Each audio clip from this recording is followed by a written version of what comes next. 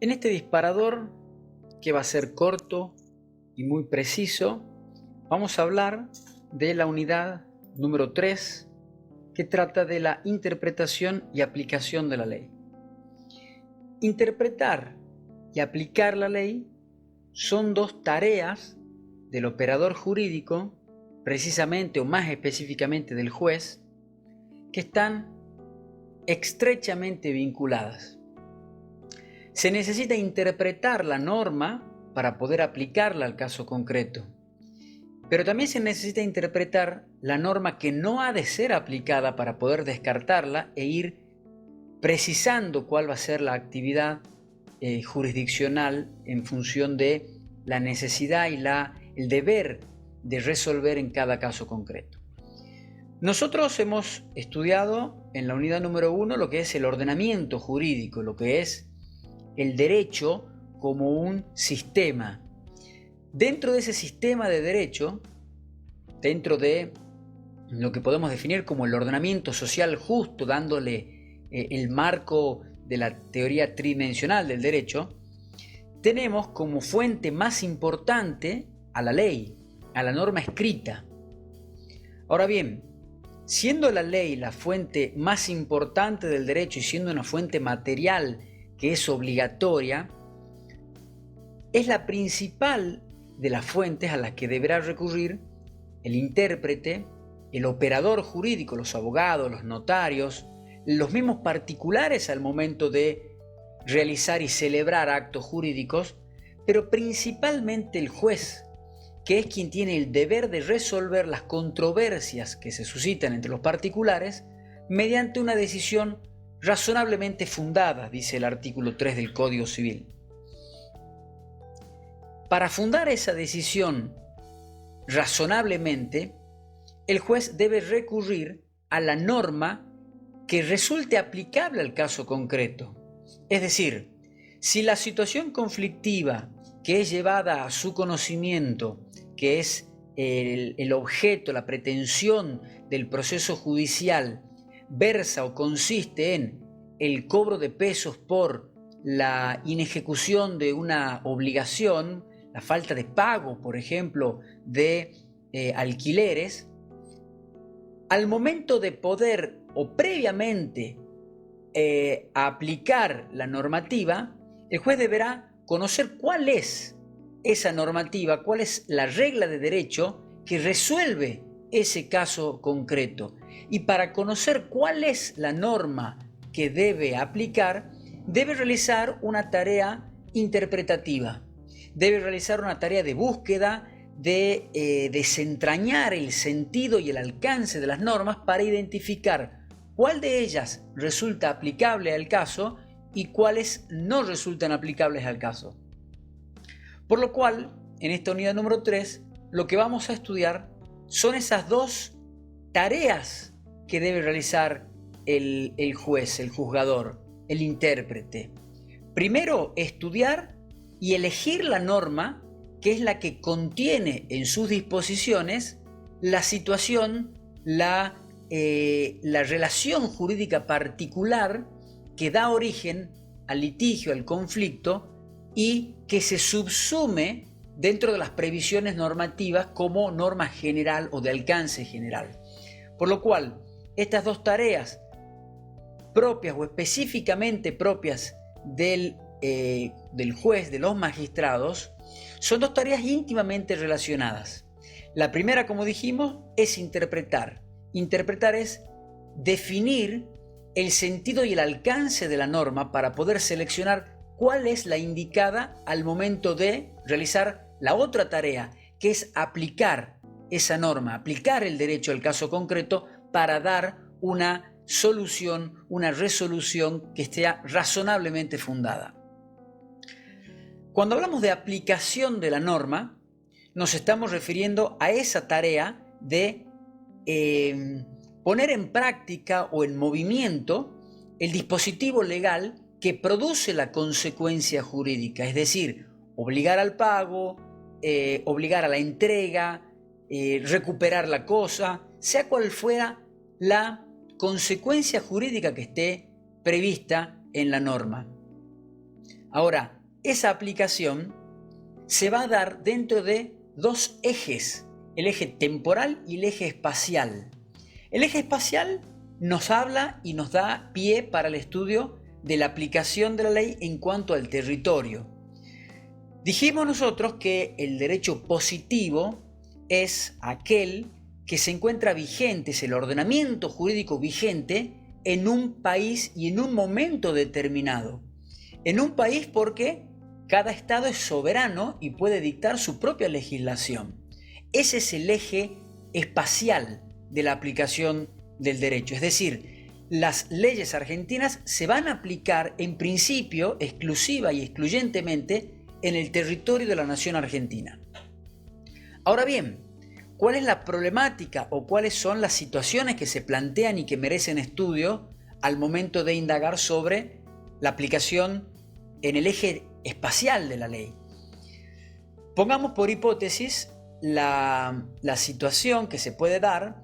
a partir de una relación jurídica celebrada entre dos particulares. Uno de ellos, ciudadano y residente en la República Argentina, y el otro de ellos, ciudadano y residente en otro país, por ejemplo en Uruguay. Esa relación jurídica versa sobre un contrato por el medio del cual el ciudadano uruguayo se obliga a realizar determinadas prestaciones en favor del ciudadano argentino. Esas prestaciones deben ser realizadas en territorio argentino, por lo cual, en caso de controversia, estaremos en presencia de una relación jurídica que tiene un elemento que pertenece a un país extranjero, el elemento sujeto. El sujeto obligado al cumplimiento de esa obligación no es un ciudadano argentino, ni reside en la República Argentina. Aquí deberemos indagar cuál es la normativa que se aplica a esa relación, porque uno de sus elementos, uno de sus componentes, es un ciudadano extranjero. Otro ejemplo, un ciudadano extranjero quiere comprar un inmueble en la República Argentina.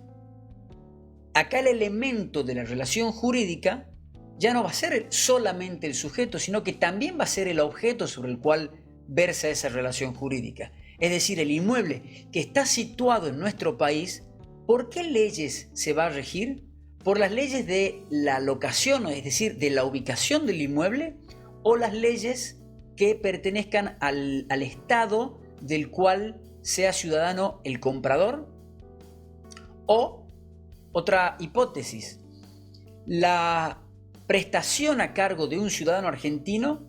debe realizarse en otro país, porque en otro país, en Uruguay, en Estados Unidos, en Francia, en cualquier país del mundo, allí se ha celebrado el acto jurídico. ¿Cuál es la legislación que rige esa relación jurídica? ¿El ciudadano argentino estará sometido a las leyes argentinas o estará sometido a los fines de su juzgamiento y a los fines de la ejecución de las prestaciones del acto jurídico por las leyes del lugar a donde se ha celebrado el acto jurídico? Aquí el elemento extranjero, el elemento que introduce la cuestión del eje espacial, es la causa de la obligación jurídica. Es decir, hemos visto en tres ejemplos cómo puede presentarse la hipótesis de una multiplicidad de elementos extranjeros que hacen que tal vez no sea la ley argentina, por más de que se ha celebrado el acto por un ciudadano argentino, la que se aplique al caso concreto. Es esa aplicación de la ley en cuanto al territorio. Nuestro sistema jurídico en el Código Civil y Comercial de la Nación establece una serie de reglas a aplicar que rigen el inmueble ubicado en la República Argentina o la capacidad de los contratantes cuando uno de ellos es argentino y el otro es extranjero, o la capacidad de los contratantes cuando el acto jurídico es celebrado dentro de nuestro estado, de nuestro país, y se deben someter a las reglas de nuestro código. En el otro eje, no el espacial, sino el temporal, encontramos el tema de la aplicación de la ley en cuanto al tiempo. ¿Qué es lo que nos dice esta hipótesis, esta regla, estos conceptos? Es a qué relaciones jurídicas se aplican las leyes. No solo desde cuándo entran en vigencia las leyes, sino los efectos de la misma, los efectos normativos, las relaciones que van a caer bajo su regulación, ¿cuáles son? ¿Sobre qué relaciones se proyectan los efectos de la nueva norma? ¿Sobre las relaciones jurídicas que nazcan y se generen con posterioridad a la creación de esa norma? ¿O esa norma, a partir de su entrada en vigencia, también se va a aplicar a las relaciones jurídicas que han nacido en el pasado? Y si esta fuera la hipótesis, cabe una aclaración o cabe una distinción. Las normas se aplican a las relaciones jurídicas nacidas en el pasado, aun cuando las mismas ya hayan fenecido, es decir, un contrato de prestaciones instantáneas, una compraventa donde se pagó el precio y se obtuvo la cosa, nació la compraventa y se consumió instantáneamente por el cumplimiento de las prestaciones a cargo de los contratantes. Cuando una ley posterior modifica la regulación jurídica de lo que es el contrato de compraventa, esa ley posterior podrá aplicarse a aquella relación jurídica que ha nacido en el pasado. A eso llamamos retroactividad, porque por hipótesis puede suceder, como dijimos al hacer la distinción, de que la relación jurídica haya nacido en el pasado, pero sus efectos se prolonguen en el tiempo. Por ejemplo, un contrato de locación. Un contrato de locación es celebrado entre las partes en el año 2021 y proyecta sus efectos en el año 2022, en el año 2023 y en el año 2024. Si ese contrato de locación ha nacido con una regulación que impide, por ejemplo, cobrar intereses mayores al 5% mensuales, pero con posterioridad la norma cambia y la prohibición ahora se eleva al 10%, es decir, no se pueden cobrar intereses superiores al 10% del monto del capital pactado, esta nueva legislación sancionada en el año 2022 o 2023, por ejemplo, se aplicará las mensualidades a los alquileres que se devenguen con posterioridad a que esa ley ha sido sancionada y ha entrado en vigencia, o también se aplicará a las mensualidades anteriores y obligará al sujeto activo, el que ha recibido el pago, a devolver ese 5% que antes estaba permitido, pero que ahora está prohibido. Esa ley nueva, si se aplica a la relación jurídica pasada, cuyos efectos se han producido en el pasado, ¿será considerada retroactiva? En nuestro Código Civil y Comercial existe el artículo 7, que es el que establece cómo se aplica o hacia dónde proyectan los efectos las normas a partir de que las mismas entran en vigencia. Aquí lo que tenemos que determinar es cuál es el concepto de entrada en vigencia, cuál es el concepto de eficacia normativa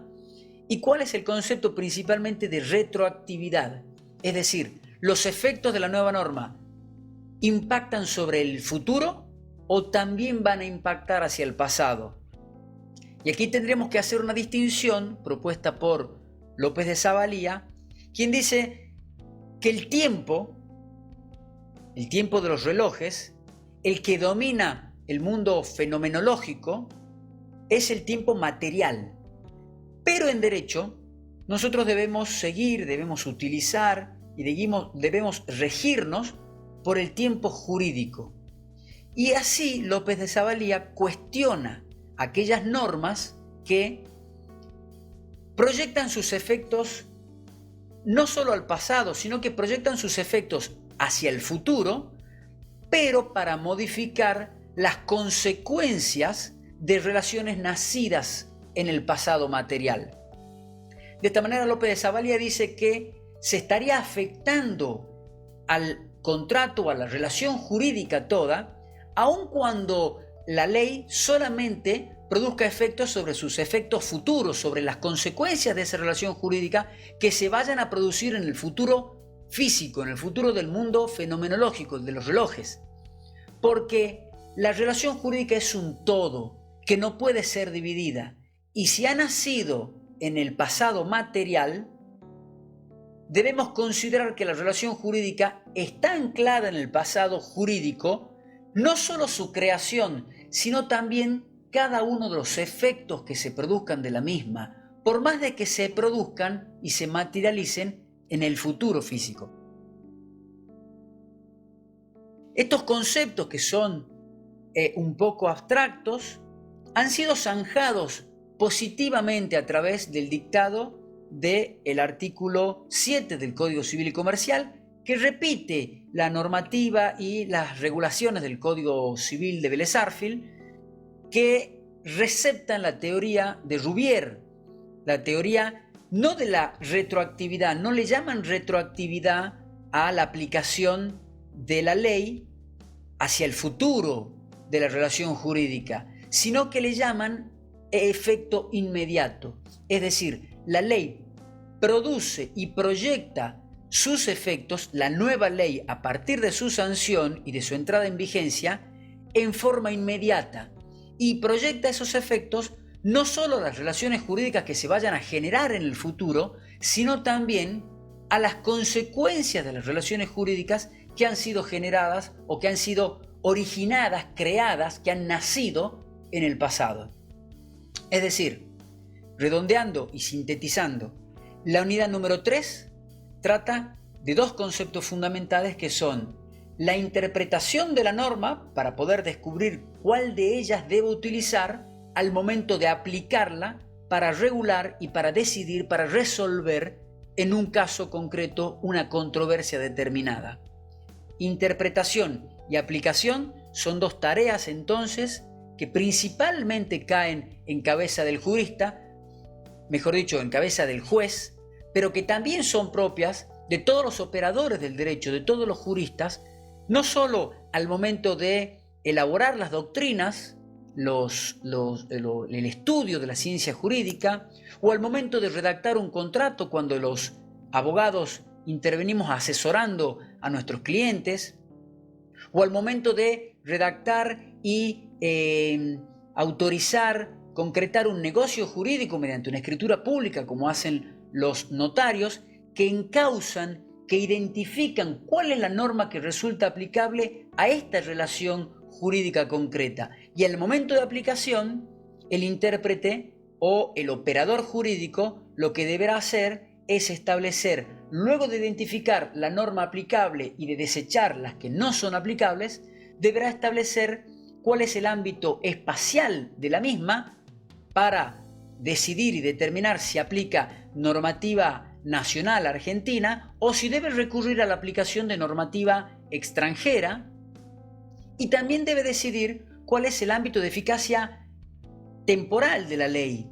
Por ejemplo, si aplica las disposiciones del actual Código Civil y Comercial común o si aplica las disposiciones del Código Civil de Vélez-Sarsfield, porque tal vez la relación jurídica, el hecho que ocasiona la consecuencia jurídica, se produjo antes del 2015, cuando estaba vigente el Código de Vélez, por lo cual aquella relación jurídica que hoy es